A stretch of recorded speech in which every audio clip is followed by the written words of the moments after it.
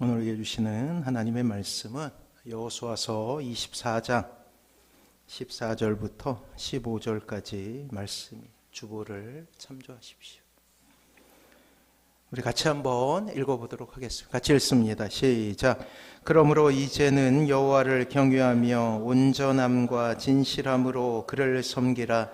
너희의 조상들이 강 저쪽과 애굽에서 섬기는 신들을 치워버리고 여호와만 섬기라. 만일 여호와를 섬기는 것이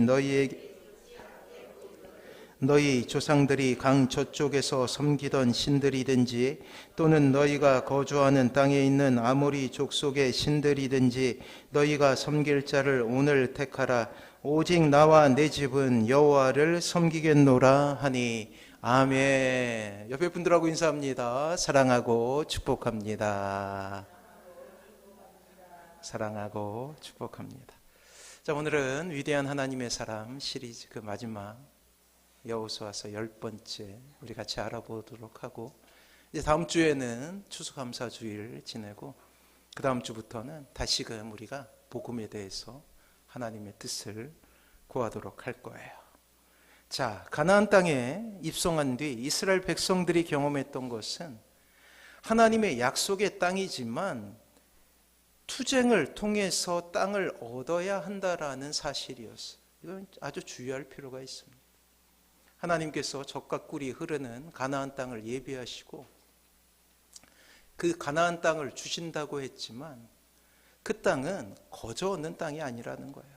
사랑하는 성도 여러분, 한 가정이 주님을 믿게 되고 사랑하는 자녀들이 주님 앞에 돌아오게 되며 또한 하나님의 가정으로 서기 위해서는 반드시 이 과정들이 필요하다라는 거예요. 그곳에는 영적 전쟁이 있었고 또 그곳에서는 말할 수 없는 긴장이 있었음을 우리는 깨달아야 된다라는 사실이에요. 그래요. 젖과 꿀이 흐르는 땅, 참으로 아름다운 땅이지만 항상 이스라엘은 위기의 순간을 달려온 것이죠. 이제 그 모든 사역을 마치고 위대한 하나님의 사람이자 이스라엘의 영웅은 이스라엘 역사의 뒤안길로 사라지는 때를 맞이하게 된 거예요. 그리고 사랑하는 민족을 향한 가슴 아픈 결단을 촉구합니다. 사랑하는 성도 여러분, 여호수아라는 위대한 사람을 보내며 다시금 우리는 이 땅에서 사는 신자의 모습을 묵상할 수 있게 되지요. 이스라엘 백성들과 같이 이 땅의 신자는 세상이란 장소에서 전쟁을 치러야 하는 거예요. 그 안에서 때로 승리하고 때로 패하게 되죠. 결론적으로 말씀드리면 이 땅에 사는 동안 신자의 삶은 항상 위기의 순간이라 해도 과언이 아니라는 것이죠. 우리 주님 역시 그러한 삶을 사셨어요. 주님도 그러한 삶을 사셨는데 우리야 어떻겠어요? 그렇습니다. 성경을 통해 그려지는 예수님의 삶을 통해 예수님의 삶 자체가 위기였음을 보며 우리는 놀라지 않을 수 없습니다. 특별히 우리가 금요 성령 집회 때 항상 요한복음을 살펴보고 있는데 이 요한복음에는 예수님의 초기 사역부터 죽을 수 있는 위기 가운데 던져졌음을 우리는 보게 된다라는 거예요. 주님도 우리의 삶과 너무나 닮은 삶을 사셨던 것이죠. 그래서 늘 말씀드리지만 만사형통은 기독교의 용어가 아니에요. 이미 말씀드렸지만 위기라는 단어를 우리가 묵상할 때 보다 더 깊은 하나님의 은혜를 경험할 수 있게 되는데 위기란 분리하다라는 의미를 가지고 있죠. 그리스어에서 유래되었는데 원래 회복과 죽음의 분기점이 되는 갑작스럽고 결정적인 병세의 변화를 가리키는 의학 용어예요. 요즘에 우리는 이것을 골든타임이라고 부르죠. 이 골든타임을 놓치게 되면 죽게 된다라는 거예요. 그것이 위기의 뜻이에요. 그렇습니다. 주님의 삶은 이렇게 삶과 죽음을 가르는 큰 일들로 가득한 인생이었다라는 것이죠. 이 땅을 사는 신자 역시 발을 디딘 곳이 세상이기에 위기는 결코 낯선 것이 될 수 없습니다. 하지만 만약 신자가 이러한 위기 순간을 잘 넘기게 되면 그것은 새로운 기회가 됨을 또한 우리는 잊지 말아야 된다라는 것이죠.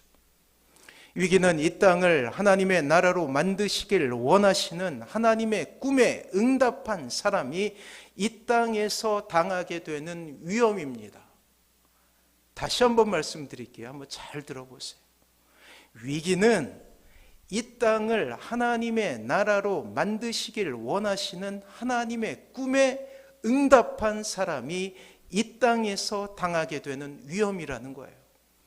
아무 일도 하지 않으면 아무 일도 일어나지 않아요. 적당히 타협하며 살면 사단이 가장 좋아한다라는 거예요. 꿈이 없으면 위기도 없다라는 거예요. 뒤집어 말하면 여러분들의 인생 가운데 위기가 찾아왔습니까? 옛말에 이런 말이 있죠. 가지 많은 나무에 바람 잘 날 없다. 그래요. 자녀들이 많으면 여러 가지 어려움들이 생기는 거예요.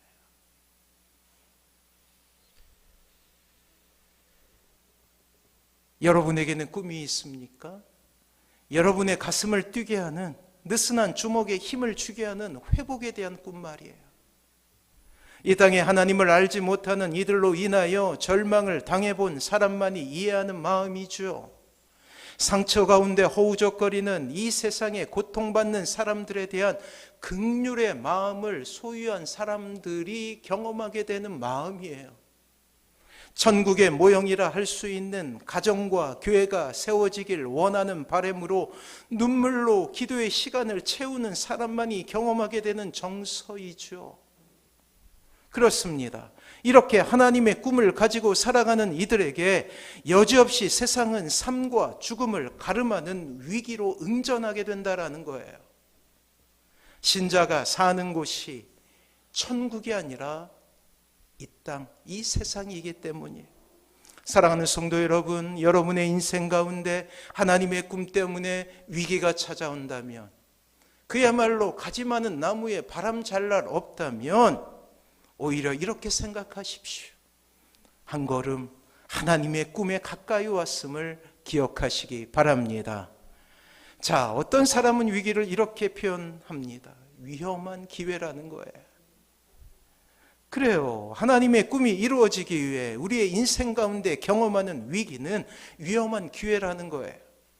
위험하지만 이 기회를 잡게 되면 우리의 인생을 통해 이루게 되실 놀라운 하나님의 은혜를 얻게 될 것입니다.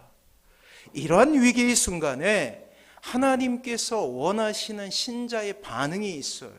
이게 뭐냐면 결단이에요. 그래서 여러분들의 인생 가운데 위기가 찾아오잖아요.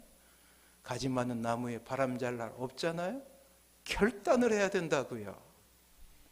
결단을 통해 위기라는 단어는 기회라는 단어로 바뀔 수 있게 되는 것이죠. 자, 그럼 결단은 무슨 뜻인가요?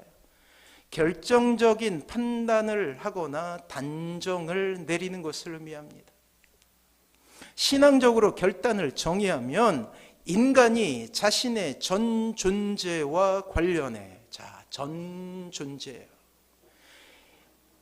우리의 모든 일에 관련해서 하나님을 선택하는 과정이라는 거예요. 그리고 이 결단의 과정 속에 신자가 물어야 될 것은 결단이 하나님의 뜻에 부합하는가, 혹은 성경적인가, 그리고 그 결과는 바람직한 것인가에 대한 끊임없는 질문이에요. 왜요? 지금 시대는 진리전쟁의 시대이기 때문이에요. 진리가 비진리로 취급을 받고 비진리가 진리로 취급받는 참으로 이상한 시대를 우리가 살아가고 있기 때문입니다. 그러하기에 여러분 스스로가 결정짓지 못한다면 물으십시오. 영적인 지도자를 주신 이유가 거기 있다라는 거예요.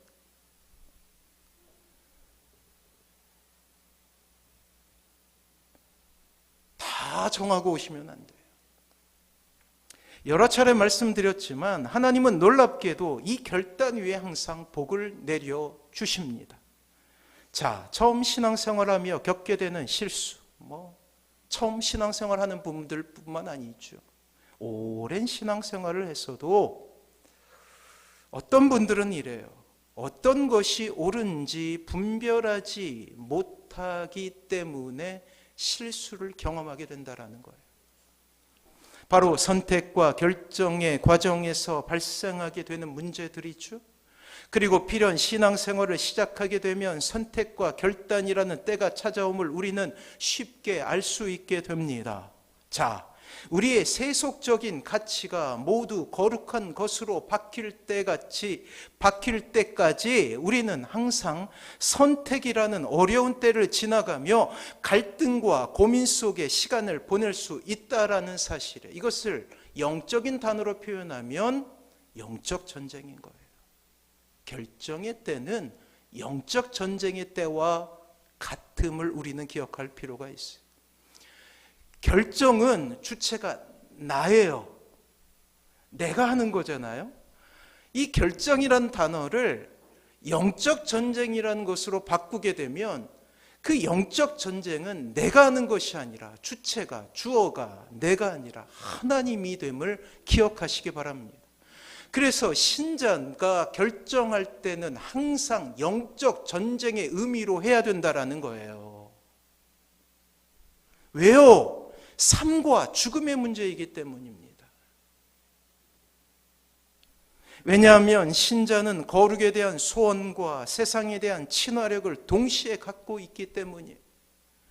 그러면서 때로 어떤 분들을 보면 이전의 경험대로 세상과 타협하고 심지어는 받은 은혜 다 소진하고 세상으로 쓸쓸하게 돌아가는 분이 얼마나 많으냔 말이에요. 코로나 3년 동안 무려 이 땅의 기독교인들의 3분의 1이 사라져버렸어요. 오늘 우리는 여호수아라는 위대한 지도자의 마지막을 보게 됩니다. 이스라엘을 향한 마지막 설교예요. 불꽃같이 살았던 그가 마지막 설교를 하는 자리니 얼마나 축하를 하고 그리고 기뻐하는 자리였겠어요. 우리는 그의 육성으로 들리는 하나님의 마음을 받게 됩니다. 지금까지 인류의 역사는 하나님을 향한 반역의 역사였죠. 그리고 하나님과 세상이라는 선택의 현장, 즉 영적 전쟁의 현장에서 너무나 많이 세상이란 것을 선택하였고 그 대가는 너무나 커서 자신뿐 아니라 많은 사람을 고통스럽게 했던 세상에서의 삶이었어요. 오늘 전하는 말씀이 우리의 인생의 새로운 전개가 될 수 있는 것은 우리 역시 세상에 살고 있기 때문이죠. 자, 이제 10번의 설교를 잠깐 정리해 보자면 여호수아의 인생을 우리가 다시금 복습할 필요가 있어요. 여호수아는 이스라엘의 위대한 지도자로 모세의 뒤를 이어 이스라엘을 이끌게 됩니다. 이스라엘의 땅을 분배하고 자신의 사명을 다한 그야말로 하나님의 사람이었죠. 하얗게 변해버린 그의 머리는 하나님의 부르심에 순종하고 일생 하나님의 일로 헌신한 사람이 얻을 수 있는 여유가 있었어요. 내공이라고 부르지 않습니까? 신앙에도 내공이 있어요. 내공이 있는 분들이 있어요. 비록 세상에서는 많이 배우지 못했어도 그야말로 믿는 사람의 기품이 있는 분들이 있습니다. 이 땅에서의 사명을 다하고 하늘나라를 바라본 그때였죠. 이었고 여호수아의 나이 이제 하나님의 부르심에 가까워왔다라는 거예요. 수많은 전쟁 속에서 때로 말로 닿을 수 없는 고난과 고통 속에 홀로 리더의 역할을 감당했던 사람이죠. 위기 속에서 놀라운 하나님의 은혜에 감격하기도 하며 살아왔던 것이 바로 여호수아의 일생입니다. 이제 그가 일평생 수고하며 사랑했던 이스라엘 백성들을 향해서 세겜이라는 그러한 곳에서 이스라엘 백성들 전체를 모아놓고 마지막 유언처럼 설교를 하고 있어요. 노고의 몸을 이끌고 세겜의 산 위에서 이스라엘을 바라보며 이스라엘 향한 하나님의 마음을 쏟아내기 시작합니다. 이 여호수아는 어릴 적부터 하나님의 놀라운 기적을 체험했던 사람 아닙니까? 모세의 비서로서, 시종으로서 그 지도령 밑에서 그는 하나님의 주권 안에 있는 것이 얼마나 귀한지 깨달았고, 출애굽을 통해서는 하나님의 기적 아래에서 하나님의 의지하는 법을 배웠으며, 이스라엘의 최고 지도자가 되어 여리고를 기점으로 가나안을 정벌하며 하나님의 역사하심을 눈으로 목도했던 사람이에요. 그의 기억의 많은 부분은 이 땅의 사명자로서의 기억 아닙니까? 젊은 시절 모세를 보좌하며 그의 젊은 시절을 다 보내었고, 모세가 하나님의 부르심을 받은 후 그는 이스라엘의 지도자가 되어 살았습니다. 하나님의 명령이기도 하지만 여호수아에게 있어서 이스라엘 백성들은 전부예요. 그만큼 이스라엘을 사랑하는 그에게 노구의 몸을 이끌고 그 마지막 당부의 설교는 간절한 애정으로 가득 차 있을 수밖에 없다라는 거예요. 그야말로 축복과 축하의 자리일 수밖에 없는 것이죠. 그러나 그의 당부는 이스라엘 백성들에게 매우 당혹스러운 이야기였음을 우리는 금방 확인할 수 있게 됩니다. 자, 15절 말씀은 당시 이스라엘 백성들에게나 오늘 말씀을 듣는 우리에게나 정말 충격적인 말씀이 아닐 수 없어요. 우리 같이 한번 읽어봅니다. 15절 같이 읽습니다. 시작.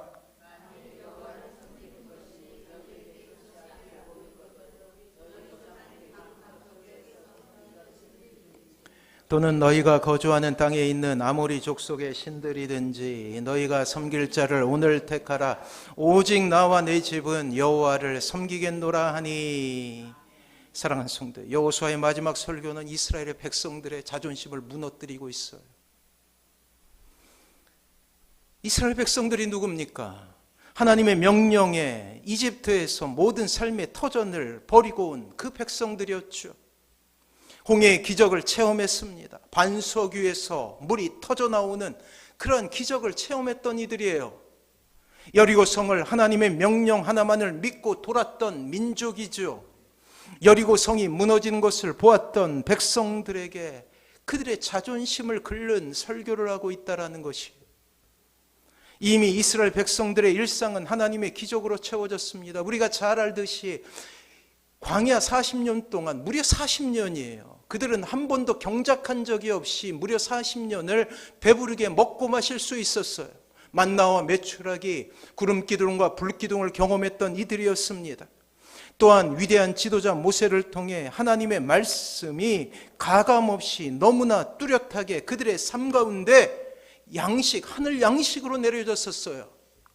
모세의 뒤를 이은 여호수아 역시 하나님의 뜻을 유리와 같이 비추던 하나님의 위대한 사람 아니었습니까? 위대한 설교자였죠. 여호수아의 인생은 그 자체로 하나님을 맑게 투영하는 거울이었어요. 이 단에서 설교하는 부족한 저와 같지 않았다라는 거예요. 그는 예수님을 예표하는 사람이에요. 여호수아라는 이름 자체가 예수님이라는 이름을 예표하는 단어였다고요. 이스라엘 백성들은 이렇게 훌륭한 지도자들의 통치를 받아왔던 사람들이죠. 그리고 지금 이스라엘 백성들은 여호수아와 함께 훌륭하게 가나안을 정벌했고 또 그 땅까지 나누었던 백성들이에요. 그렇습니다. 신앙에 있어서 초보의 길을 겪는 사람들에게 설교하는 것이 아닙니다. 이제 능숙한 사람들, 오랫동안 신앙생활을 했던 사람들, 은사를 경험하고 중한 직분을 얻었던 사람들에게 하는 설교라고요. 이제 검증받았고 완숙하다고 평하여지는 이스라엘에게 하는 설교입니다. 모태로부터 하나님의 백성으로 태어나 산전수전 다 겪으며 누가 보아도 신앙생활을 잘할 수밖에 없는 그들에게 하는 설교라는 거예요. 수십 년간 신앙생활 속에서도 자신도 그리고 이웃들도 잘 믿다고 인정할 정도로의 신앙을 가진, 어쩌면 노련하다 이야기할 수 있는 사람들에게 하는 설교라는 것이죠. 그러나 설교의 내용을 보십시오.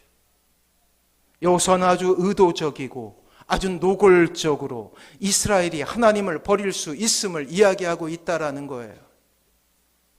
뭐라 그래요? 만일 여호와를 섬기는 것이 너희에게 좋지 않게 보이거든. 하나님만을 섬기는 이들 아니었습니까? 도저히 있을 수 없는 일, 도저히 용납할 수 없는 일, 도저히 상상할 수 없는 일에 대해서 이야기한 가정법을 사용했어요. 더 나아가 이렇게 고백합니다. 너희가 열조가 강 저편을 섬기던 신이든지 혹 너희에 거하는 땅 아모리 사람의 신이든지 너희 섬길 자를 오늘 택하라. 여호와를 섬기는 그들에게, 유일신인 하나님만을 섬기는 그들에게 이방의 신, 악한 영들을 섬길 수 있음에 대해 이야기하고 있다라는 거예요. 그들의 마음속에만 있었던 배도의 가능성을 여호수아는 능숙한 외과 의사가 되어서 예리하게 날이 세워진 메스로 도려내고 있다는 사실입니다. 사랑하는 성도 여러분, 여호수아는 왜 이렇게 모질게만 느껴지는 도전을 할 수밖에 없었을까요? 그저 그냥 그 자리를 축하하면 되지 않았을까요? 하지만 그럴 수 없었어요. 그것은 모세와 자신의 지도력 아래서 이스라엘 백성들의 많은 배역과 배도를 목격하겠기에 이스라엘의 배반에 가슴 아프신 하나님의 마음을 알기에 여호수아는 가장 직접적인 언어로 결단을 추구하고 있다는 것. 너희들이 배도할 수 있다. 하나님을 버릴 수 있다. 이방의 신을 섬길 수 있다. 자신하던 그들에게 비수를 꼽는 그러한 말씀을 전하고 있다라는 사실입니다. 사랑하는 성도 여러분, 이 말씀을 오늘날 이 자리에서 예배하고 있는 우리를 향한 하나님의 말씀임을 기억하시기 바랍니다. 우리도 여지없이 우리의 이익과 우리의 유익에 벗어나면 뒤돌아보지 않고 하나님을 버릴 수 있음에 대해서 이야기하고 있다라는 거예요. 당시 가나안 사람들이 믿었던 신은 풍요를 대변하는 신이었어요. 바알, 풍요를 대변합니다. 농사의 신이에요. 그리고 가나안 땅은 젖과 꿀이 흐르고 있는 곳이에요. 그야말로 그 풍요의 신의 영향력 아래서 실제적으로 그러한 일이 이루어지고 있었어요. 지금까지 이스라엘 백성들이 맛보지 못한 달콤함이 가나안 땅에는 있었던 것이, 여호수아는 영적인 눈으로 그러한 이스라엘의 형편을 보게 됩니다. 그리고 단호하게 그들의 배도의 기운을 잘라내기 위해 아주 강력한 처방을 하고 있다는 거예요. 사랑하는 성도 여러분, 그렇습니다. 이 땅의 신자로 신앙의 절개를 지키며 살아간다는 것 결코 쉬운 일이 아니에요. 사랑하는 자녀 여러분, 여러분들이 모태신앙입니까? 하지만 그 신앙 지키며 끝까지 골인한다는 것 결코 쉽지 않은 일이라는 거예요. 다시 한번 말씀드리지만 진리가 비진리로 취급받고 비진리가 진리인 양 포장하는 시대이죠. 진리 전쟁의 시대예요. 신자들을 향한 세상의 공격이 만만치 않고 또한 영양 실조에 걸린 우리의 믿음의 연약함이 때로 우리를 넘어뜨릴 수 있습니다. 수많은 이단들이 호시탐탐 노리고 있고, 때문에 지금 이 순간에 우리는 명심해야 될 것이 있어요. 우리는 영적 전쟁의 현장에 놓여 있다는 사실이에요. 이러한 세상 속에서 세상이 주는 달콤함이 결코 신자에게 있어서 행복의 이유가 될 수가 없습니다. 바알에게 우리의 눈을 돌릴 수 없다라는 거예요. 오늘 여호수아는 분명히 알고 있었던 것이죠. 하나님 안에 있을 때 가장 아름다운 신자의 삶의 모습을 정확하게 이해했어요. 그러하게 오늘 여호수아는 자기의 살아생전 마지막 설교에 아주 대담한 도전을 합니다. 그야말로 여호수아는 자신이 없는 이스라엘이 직면하게 될 영적인 위기를 알고 있어도 보고 있었던 거예요.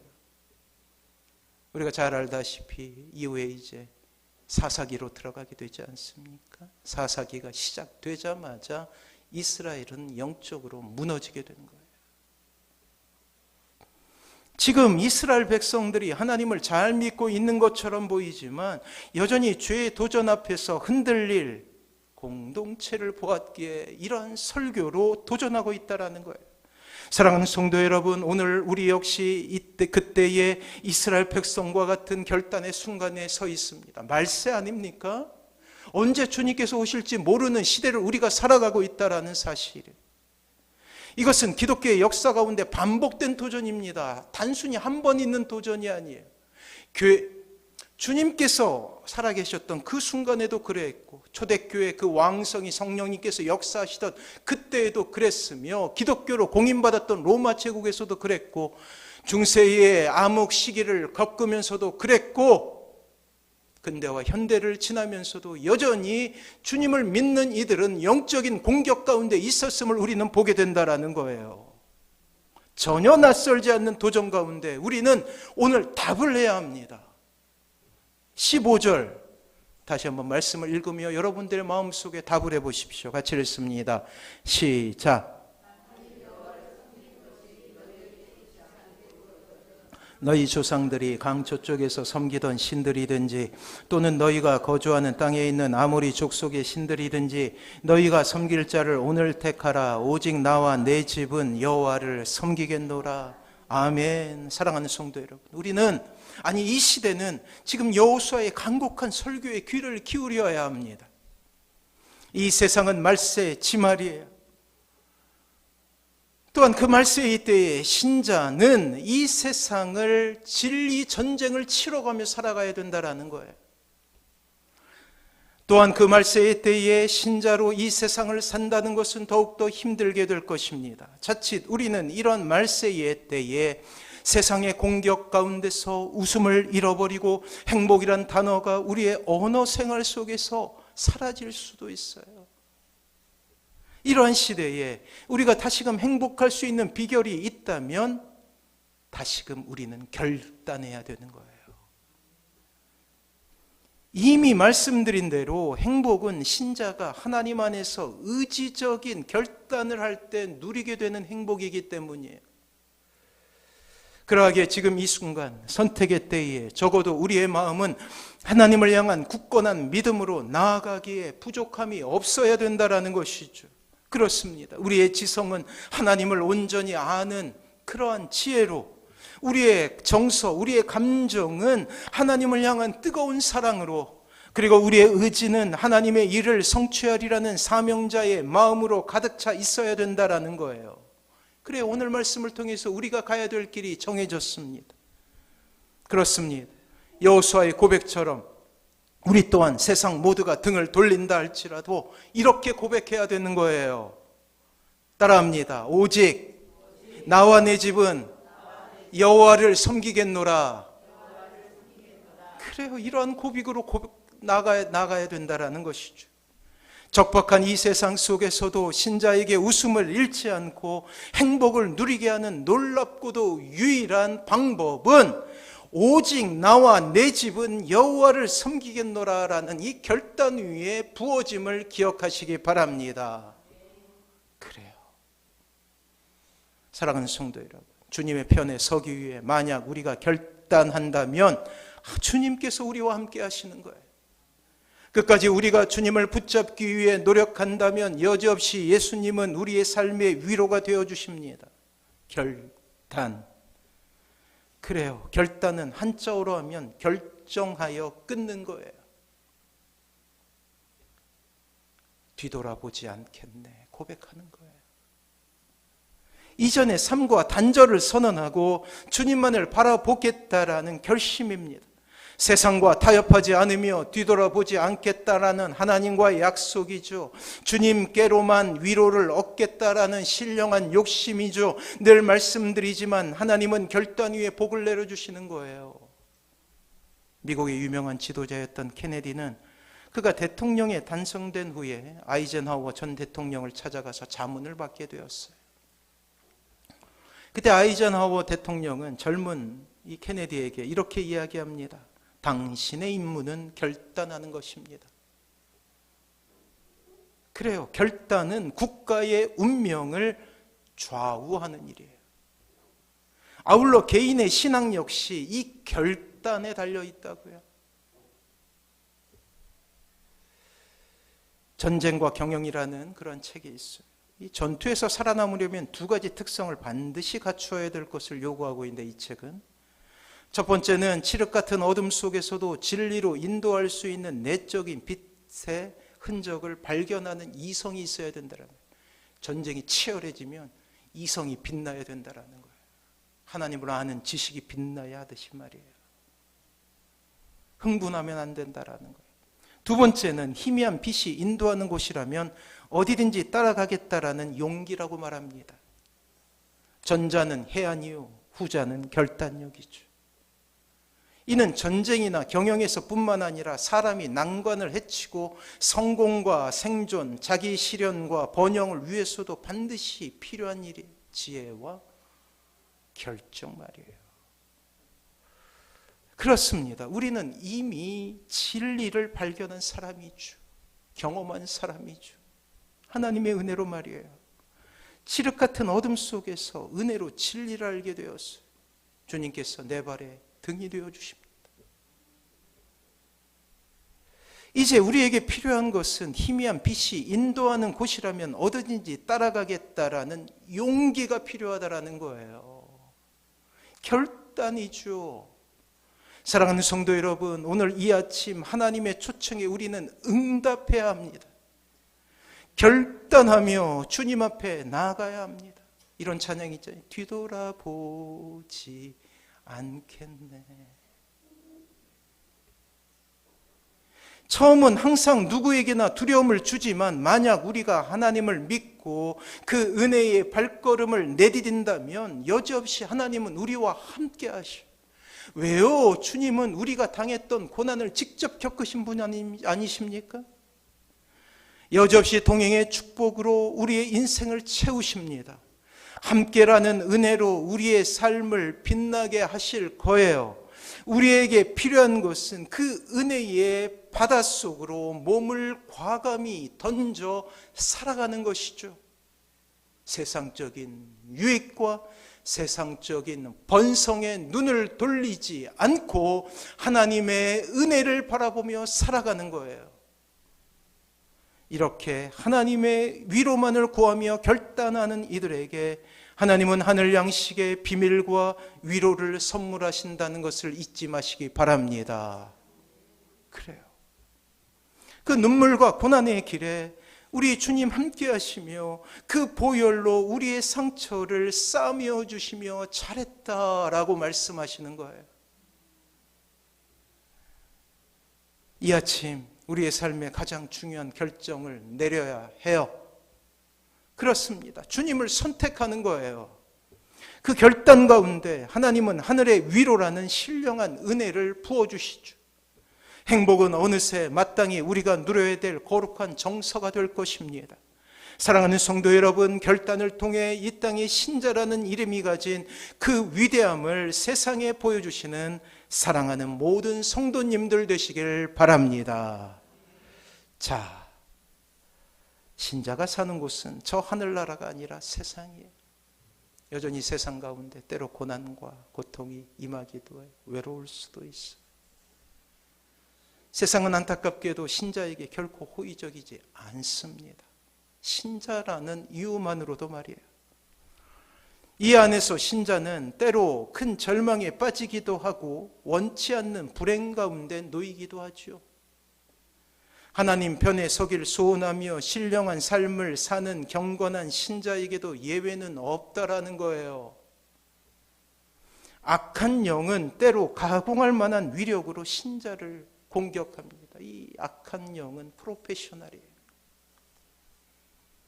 그래서 여러분들이 무엇이 악한지 정확하게 아는 사람입니다. 정확하게 아는 영적인 존재입니다. 그래서 여러분들이 물질에 약하면 물질로 공격하게 되는 거예요. 물질을 부어주거나 아니면 물질을 빼앗거나 해서 말이에요. 또한 여러분들이 관계에 약하다면 관계로 여러분들을 공격하게 될 것입니다. 가장 친밀한 관계, 그들을 통하여서 여러분들을 공격하게 되는 거예요. 이러한 공격 가운데 우리는 때로 실패할 수도 또 낙심할 수도 있어요.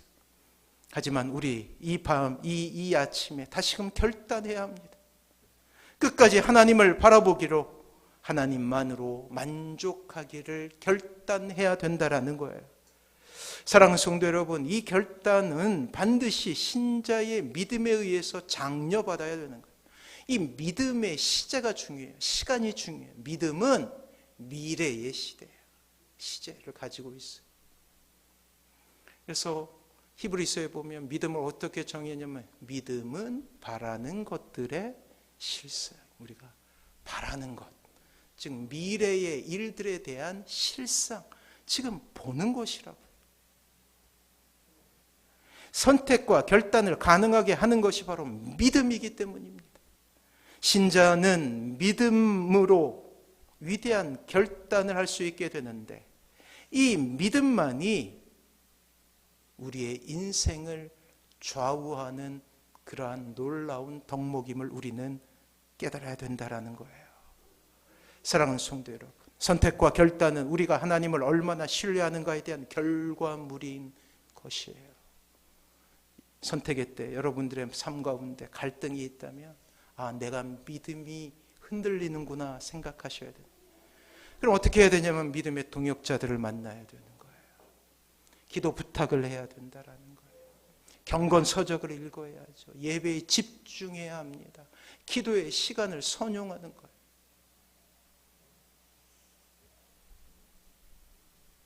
그래서 여러분들에게 동료들을 주신 것이에요. 신자들을 주신 이유는 다른 것이 아닙니다. 다시 한번 말씀드립니다. 하나님은 결단 가운데 복을 내려주십니다. 우리는 오늘 이 아침이 하나님의 영광이 충만한 행복한 삶을 살 것인지, 아니면 고통과 슬픔이 가득한 불행한 삶으로 귀결될 것인지 결정하는 시간이 되어야 된다는 거예요. 만약 이 아침에 우리가 주님을 선택한다면 주님은 반드시 우리의 인생 가운데 새로운 소망과 위로를 더해 주실 거예요. 그 결단을 통해 당장 우리의 인생 가운데 대단한 기적이 일어나는 것은 아닐 수도 있습니다. 하지만 고단한 우리의 인생 가운데 함께 하시는 하나님의 사랑을 느끼게 될 거예요. 적어도 이 황량한 세상 가운데 끝까지 우리의 편이 되어주시는 하나님을 경험하게 될 것입니다. 이것만으로도 우리는 행복한 사람이 되는 거예요. 그래요. 우리에게 정답은 하나밖에 없습니다. 하나님이에요.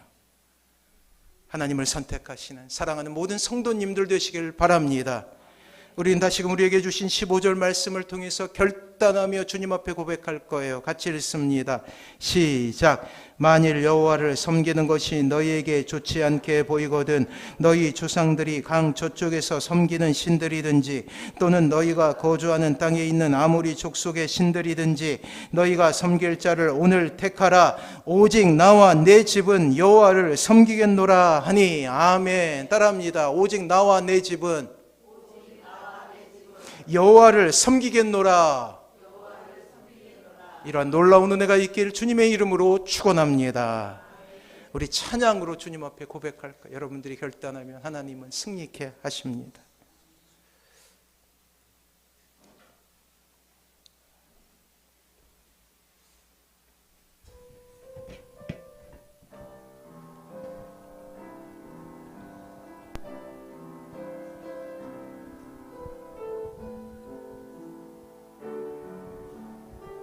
우리 같이 고백합니다. 보라, 너희는 두려워 말고 보라, 너희를 인도한 나를 보라, 너희는 지치지 말고 보라, 너희를 구원한 나를, 너희를 치던 적은 어디 있느냐.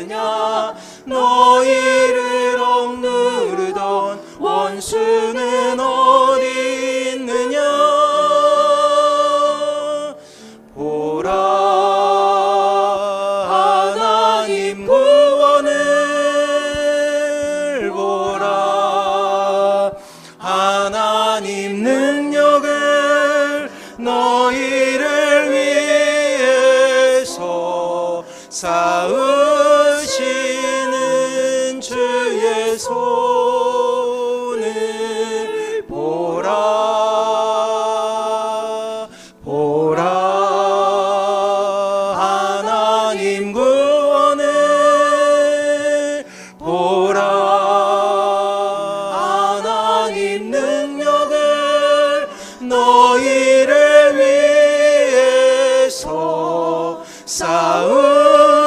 싸우시는 주의 손을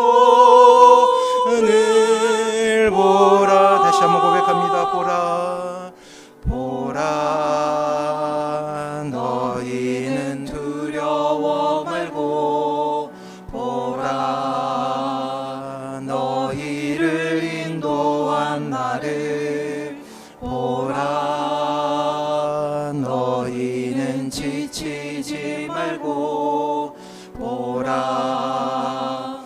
너희를 구원한 나를 너희를 치던 적은 어디 있느냐 너희를 억누르던 원수는 어디 있느냐 보라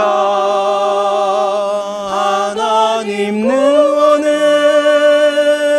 보라 하나님 능력을 너희를 위해서 싸우시는 주의 손을 보라 보라 하나님 구원을 보라 하나님 능력을 너희를 위해서 싸우시는 주의 손